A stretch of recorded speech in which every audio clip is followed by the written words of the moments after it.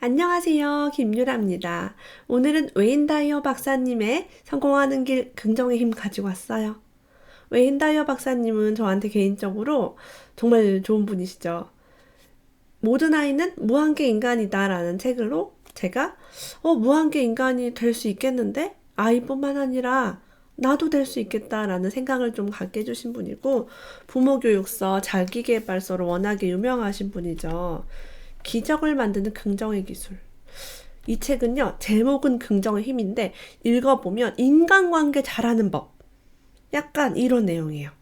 그 외국 서적 같은 경우는 우리나라에 들어오면서 제목이 완전히 바뀌는 경우가 많거든요. 그래서 이 책은 제목은 긍정의 힘인데 인간관계, 관계 속에서 힘든 사람, 나한테 무슨 말을 해서 힘든 사람, 예스만 하고 노를 잘 못하는 사람, 나를 되게 짜증나게 하는 말들을 하는 사람이 주변에 있는 사람은 이 책을 꼭 읽어보세요. 그런 관계 속에서 내가 어떻게 대처해야 되고 어떻게 단절해야 되는지 많은 노하우가 나와 있습니다. 소위 말하는 센 사람한테 좀 당하는 조금 난 세지 않은 사람, 그런 사람은 꼭 봐야 될 그런 책이에요. 함께 볼게요. 한 시대의 역사에 획을 그은 사람조차 비난받는 일이 허다하다. 그리스인은 대철학자 소크라테스를 사형에 처했고 로마의 원 로원은 영웅 케사르를 암살했는데 역사는 이러한 사건으로 가득 차 있다. 위대한 사람뿐 아니라 평범한 사람의 세계에서도 이와 다를 것이 없다. 요컨대 세상의 평판 따위는 아무리 애를 써도 자신의 의지로는 조정할 수 없다는 뜻이다. 그렇다면 우리가 선택해야 할 길은 오직 하나. 그 결과에 대해서는 다른 사람의 비평 따위에 귀를 기울이지 않으면 되는 것이 아닐까? 자, 이 책의 출발에 다른 사람의 비평 따위에는 귀 기울이지 말라라고 되어 있어요. 그런 핵심이 여러 번 반복이 됩니다. 다른 사람의 어떤 말 때문에 힘들고 영향을 받고 누가 나한테 자꾸 자기 이거 잘못한 거 아니야? 이렇게 막 비난하고 이런 경우가 주변에 많으신 분들이 읽어보면 정말 좋은 책이에요. 어떤 학교에서 어떤 클래스에는 지능 지수를 적은 명단을 줬고요. 어떤 학급에는 학생들의 사물함 열쇠 번호를 기입한 명단을 줬대요. 사물함 열쇠 번호가 뭐 101, 102, 103 이렇게 나갔나 봐요. 100 단위로. 자, 그런데 그 교사가 그 사물함 열쇠 번호를 학생 지능 지수로 믿고서 각 가정의 통신문에 지능 지수 칸에다가 그 열쇠 번호를 적어서 보냈대요. 그래서 엄마들까지 다 그 숫자를 우리 아이의 지능 지수구나라고 믿은 거예요. 1년 후에 학생들의 성적을 검토해 보니까 사물함 번호가 높은 학생들이 낮은 학생들보다 좋은 성적을 보여줬대요. 이게 과연 우연일까? 라고 질문하고 있습니다. 바보 취급을 당하고 더욱이 자기 자신도 그렇게 믿는다면 당신은 정말 바보일 수밖에 없을 것이다. 이 가짜 지능지수, 열쇠 번호로 된 지능지수를 믿은 부모와 자식이 난 머리가 진짜 나쁘다. 우리 반에서 내 머리 나쁜 거 꼴찌야. 라고 하니까 진짜 성적도 꼴찌가 된 거죠. 난 머리가 나쁘니까 꼴찌가 되는 게 당연해. 오늘 사물함 번호가 높은 학생 어때요? 난 머리가 좋으니까. 난 똑똑하니까. 똑똑한 사람은 똑똑한 결과를 낳고 이렇게 되는 거죠. 나에 대한 평가가 중요하다. 남이 말하는 걸 믿으면 된다 안 된다? 안 된다. 그 얘기를 하고 있어요. 만약에 이런 망상적인 생각을 가지고 있는 사람이 있다면 어학은 아무리 해도 깨우칠 수 없어. 난 수학에는 약해. 어려운 문제는 도저히 풀 수 없어. 이 생각이 바로 당신에게 영향을 미쳐 충분히 할 수 있는 일을 하지 못하게 하고 무기력감에 빠뜨리는 것이다. 제가 늘 얘기해요. 우리는 무한계 인간이고 한계가 없고 다 할 수 있어요. 그런데 남이 하는 말 혹은 나 스스로가 자꾸 나는 이거 못해. 나는 뭐 나이가 많으니까. 나는 뭐 학벌이 약하니까. 나는 이런 거 못해. 이렇게 하면 그것 자체가 무기력하게 나를 만들 수 있다는 거예요. 우선 남에게 지배당하지 않겠다는 결심을 굳혀라. 그리고 먼저 가정에서부터 그것을 실천하라. 남에게 지배당하고 싶지 않죠. 우리의 자신대로 살고 싶어요. 자, 지배당하지 않으려면 가정에서부터 그걸 실천하래요. 참, 가정에서 누구에게 지배를 당하면 안 될까요? 배우자, 자식, 부모, 조부모, 숙부, 조카. 이런 모든 사람에게 나의 독립을 단호히 선언해야 된다. 배우자가 지배하는 대로, 부모가 나를 지배하는 대로, 혹은 자식이 부모를 지배하기도 하죠. 당신이 성공하면 그들은 마침내 당신의 기분을 이해하게 될 뿐만 아니라 오히려 그와 같은 당신의 태도를 존경하게 된다. 지배당하지 않는 걸 성공하라 라고 얘기하고 있어요. 자유롭게 살아라. 언젠가 해변에서 어떤 어머니가 그의 아들에게 이렇게 소리치는 것을 듣고 놀란 적이 있다. 헤엄칠 줄 알게 될 때까지는 물속에 들어가서는 안 된다. 도대체 무슨 소리인가? 이는 걸을 수 있게 될 때까지는 서지 말라 하는 논리가 아닌가? 그 논리대로라면 아이는 언제까지고 수영을 배울 수 없을 것이다. 당신의 실패 연속, 방황, 끊임없는 변화를 추구하는 가운데 원하는 것을 획득할 수 있다. 자, 우리가 지금 실패하고 있다면, 방황하고 있다면, 끊임없이 뭔가 변화하면서 안정이 없다면 우린 뭐 하고 있는 중이에요? 열심히 수영을 배우고 있는 중이고 걸음마를 배우고 있는 중이에요. 그런 과정이 있어야만 내가 원하는 걸 가질 수 있는데, 만약에 헤엄치기 전에는 물속에 들어가지 말아라. 그럼 영원히 갈 수가 없어요. 실패하지 않기 위해서 아무것도 하지 말아라. 이거랑 같은 맥락이죠. 자, 용기를 얻기 위해서는 나 자신에게 이런 질문을 할 필요성이 있습니다. 최악의 경우 나에게 어떠한 일이 일어날 것인가? 내가 만약에 이것을 한다면? 이걸 도전한다면? 단역 배우인 어떤 사람은요, 브로드웨이에 상연될 어느 연극에 출연하기 위해 오디션을 받았는데 혹시나 떨어지지 않을까 몹시 두려워했다. 그래서 나는 그에게 실패했을 때 빚어질 최악의 경우는 과연 무엇인가? 라는 질문을 던졌다. 그러자 그는 그렇군. 최악의 경우라 할지라도 내가 아직 배역을 받지 않은 지금의 상태일 뿐이겠군. 이라고 대답했는데 바로 그 순간 그에게 이미 두려움이 사라져버리고 없었다. 자, 여러분이 어떤 공모전에 출전하거나 오디션에 보거나 시험을 보거나 아니면 어떤 회사 면접을 본다. 유튜브를 시작했다. 네이버 블로그, 인스타그램을 시작했다. 만약에 그것이 실패할 경우, 최악의 경우는 무엇이 생기나요? 아무 일도 생기지 않겠죠. 유튜브를 했는데 망했어요. 아무도 안 보니까 비난을 받을 일도 없을 거예요. 제가 늘 하는 얘기죠. 최악의 경우를 생각했을 때 그게 별것이 아니라면 우리는 도전을 해볼 가치가 있죠. 어떤 것에? 내가 하고 싶은 일에. 두려움이 나에게 무엇을 가져다 주는가? 라고 스스로에게 자문을 해봐요. 아마도 대부분 아무것도 없다. 두려움이 우리에게 주는 유익은 뭐가 있어요? 없어요. 아무것도 하지 못하게 만듭니다. 일례로 내 고객들 중에는 말을 듣지 않는 아이일수록 더 귀엽다고 말하는 부모들이 많다. 욕을 해도, 벌을 주어도, 용돈을 미끼로 유혹해도, 죄의식을 이용해도 도저히 복종시킬 수 없는 아이들 말이다. 아, 우리 아이 너무 힘들어요. 막 뭐라고 해도 말을 안 들어요. 하는 그들에게 아이에 대한 은근한 자랑이 감춰져 있음을 발견할 수 있다. 예를 들면 이런 식으로 얘기한대요. 확실히 그 아이는 골칫거리지만 솔직히 말해 나는 그 애가 사랑스럽고 때론 자랑스럽게 여겨집니다. 그 아이에게는 내게도 있었으면 하는 용기 같은 것이 있거든요. 말을 듣지 않고 숙제도 안 하고 말도 안 듣고 막 자기 마음대로 하는 아이. 그 아이에게서 우리가 뭘 발견할 수 있어요? 진정한 자유. 그리고 남에게 지배당하지 않는 그 영혼의 자유로움. 그걸 보면서 부모가 부러운 거예요. 나는 말 안 들으면 뒤지게 맞았는데. 나는 학교에서 정말 매맞았는데.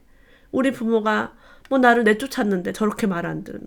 근데 내 아이는 내가 사랑해주니까 계속 말 안 듣는 거죠. 그 아이가 가진 자유와 용기가 부럽고 질투날 수 있어요. 자신 있게 좀 말을 하는 습관. 누군가에게 허락받는 습관을 버려라. 애원하기보단 선언하라.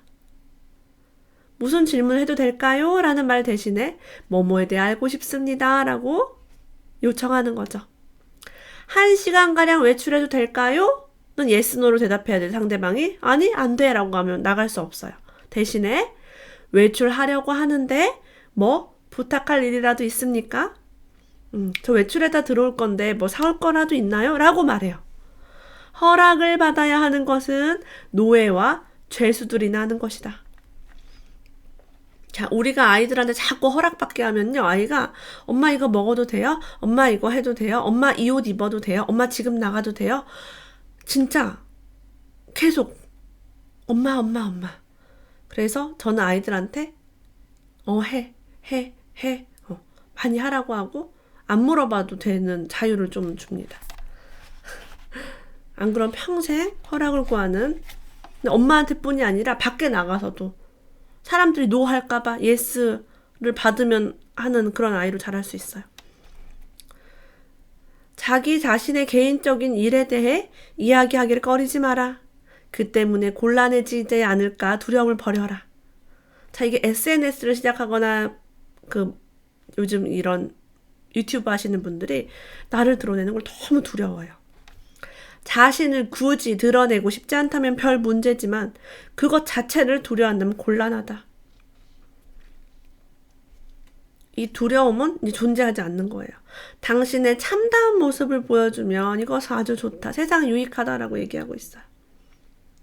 자, 누가 나한테 부당하게 돈을 청구하거나 부당한 이야기를 했을 때 상대방에게 왜 이거는 이렇게 나왔나요? 차를 고쳤는데 왜 이 수리비가 이렇게 나왔나요? 인테리어를 맡겼는데 어떻게 해서 이 금액이 나왔는지 따져서 물으라는 거예요. 납득될 때까지 설명 요구하라.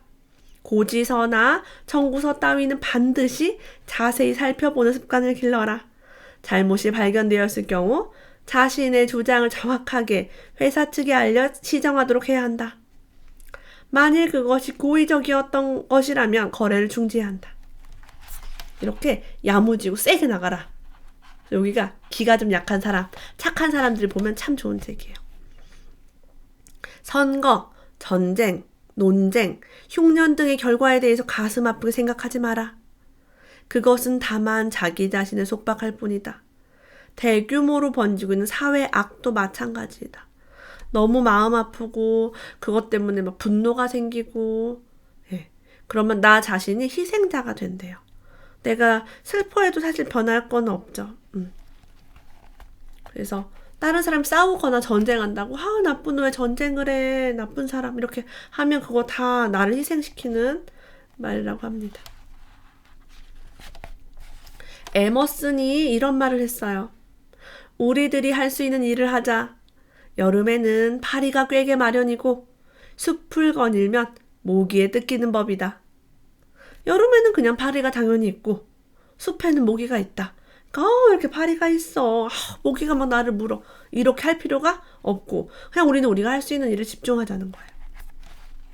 바닷물은 짜고 냇물은 흘러간다. 바닷물은 원래 짜고. 근데 어떤 아이가 이런 불평을 했대요. 모래밭으로 소풍을 오다니 이게 무슨 짓이람? 사방이 온통 모래투성이잖아. 이랬대요. 모래밭에는 원래 사방이 온통 모래투성이죠. 이 자연현상을 그대로 받아들이는 거 되게 중요합니다. 근데 우리가 있는 그대로 그것을 바라보려면 누군가 나를 있는 그대로 봐줘야 돼요.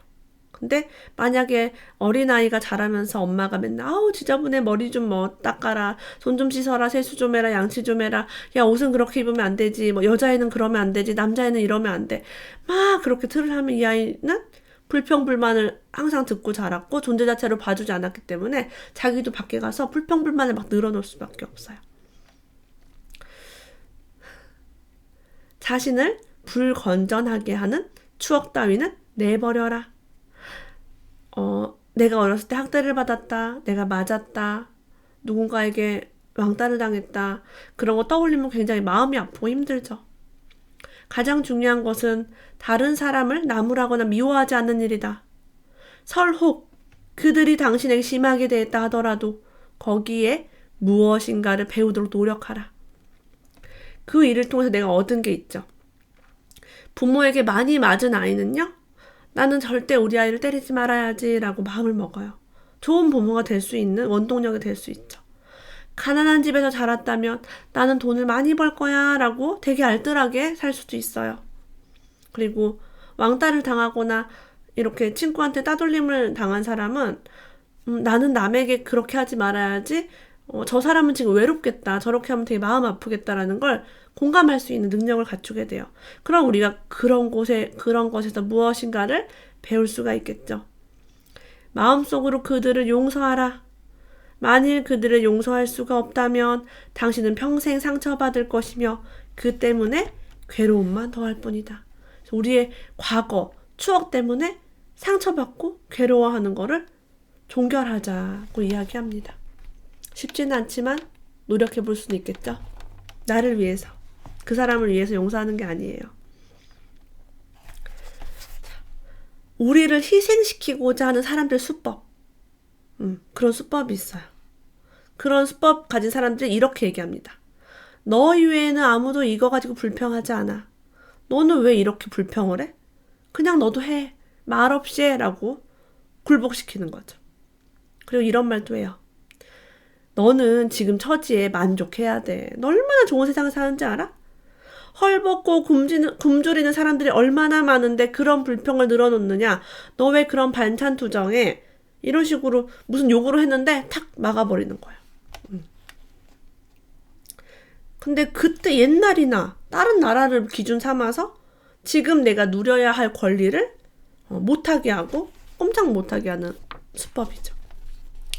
남들 다 이런 식으로 해. 너처럼 하는 사람은 없어. 모두 다 이렇게 하니까 너도 이렇게 라고 하는 말들, 이거 조심해야 한다고 합니다. 그리고 이거 제일 싫은 거죠. 세상에는 자기 자신이 신과 특별한 관계를 맺고 있다고 믿는 사람들이 많다. 그러니까 종교를 끌고 와요. 성경에 이런 말씀이 있으니까 너는 이렇게 해. 내가 이렇게 너한테 요구하는 거는 하느님의 뜻이야. 라고 해서 그 사람을 굴복시키고 희생하기 위해서 하느님의 주신 시련이다. 이런 궤변을 늘어놓는다라고 합니다. 자, 이렇게 여러분을 굴복시키는 말들을 주변에 세울 때 나 자신을 지키는 방법이 있어요. 자, 이렇게 반문하세요. 딱 무슨 말을 하는데 나는 그렇게 하고 싶지 않은데 이렇게 해야 돼. 남들은 다 이렇게 해. 너는 왜 불평을 하니? 이건 신의 뜻이야 라고 얘기하는 사람이 있다면 이렇게 얘기하세요. 내가 그 사람과 무슨 상관이 있죠? 남들이 어떻게 했든, 누가 어떻게 했든, 엄친 딸, 엄마 친구 딸이 어떻게 했든 무슨 상관이야 나랑. 다른 사람이 어떻게 했는지 나로선 전혀 흥미없는 일이에요. 계속 나한테 그걸 강요할 때 잠깐, 나는 그들과 달라요. 이렇게 강하게 얘기하려. 듣고 있을 필요도 없죠. 거짓말이 꼭 나쁜 것은 아니다라고 합니다. 거짓말에 대해 지나친 결벽증과 죄의식을 갖고 있지 않은지 들여다보세요. 제2차 세계대전 중 나치에게 붙잡힌 유태인이 자신이 유태인이라고 사실대로 말해야 할까요? 바로 죽을 수 있어요. 바로 수용소에 끌려가죠. 나와 내 가족들이. 그래서 어쩔 수 없는 상황이면은 사실을 밝히지 않는 것도 괜찮아요. 이런 이야기도 하니까 마음이 편합니다. 내 주변에 어떤 사람은요, 늘 우울한 표정을 지어요. 가끔은 부모가 이런 역할을 합니다. 우울한 표정을 짓고 불만을 하면서 자식들의 시선을 끌어요. 아우 어디가 아프다 얘야. 아우 힘들다. 막 우는 소리하고 심지어는 당신까지도 자신의 불행 속으로 끌어들이려 한다. 친구가 될 수 있고 가족이 되게 많아요. 이런 사람들은. 자, 이렇게 되어 있어요. 당신에게는 그런 사람과 함께 있을 의무가 없다. 행복을 추구하는 사람들과 찾아 그들과 함께 지내도록 노력하라. 불행한 사람을 위로하거나 도와줄 수는 있을 것이다. 하지만 그게 큰 효과를 거두지 못할 경우에 더욱 실망할 수 있다. 그러니까 늘 우울한 표정 지으면서 나의 주목을 끌려고 하는 그 사람에 동조하지 말고 못 본 채 내버려 두래요. 사실 그 사람은 시선을 끌려고 한 행동이다. 그래야만 그는 한숨을 거두고 무엇인가 건설적인 일을 하기 위해 분연히 일어날 것이다. 우울한 표정 짓고 불평을 지어봐야 아무도 받아주지 않는구나 하고 방법을 바꾸는 거죠. 자, 어떤 사람이 뭐 이웃이라든가 동네 친구, 엄마라든가 뭐 학부모 모임에 가면 막 쓸데없는 말 하면서 막 불러가지고 뭐를 막 먹이고 차 마시고 막 이런 경우 있어요. 시간 낭비하지 말고 보람 있는 자신만의 시간을 가져라 라고 얘기하고 있어요. 혼자 있고 싶으면 누구에게도 구애받을 필요 없이 혼자 있으면 된다. 가끔 그런 모임 갔다 와서 막 후회해요. 막 시간 낭비고 힘들고 피곤하고 돈 들고. 사생활을 소중히 여기고 있다는 태도를 행동으로 보이래요. 원하면 실천하세요. 산책하고 낮잠 자고 독서하고 하고 싶은 걸 하라라고 얘기하고 있어요. 남의 평판이 두려워 자신의 사생활을 포기하는 것처럼 어리석은 짓은 없다. 그리고 우리가 먹기 싫은 음식을 강요하는 사람 되게 많아. 이거 먹어봐. 이거 맛있어. 내가 이거 어디 사왔어. 어디의 명물이야. 이거 뭐 우리 엄마가 만든 건데 내가 이거 어제 한 건데 먹어봐.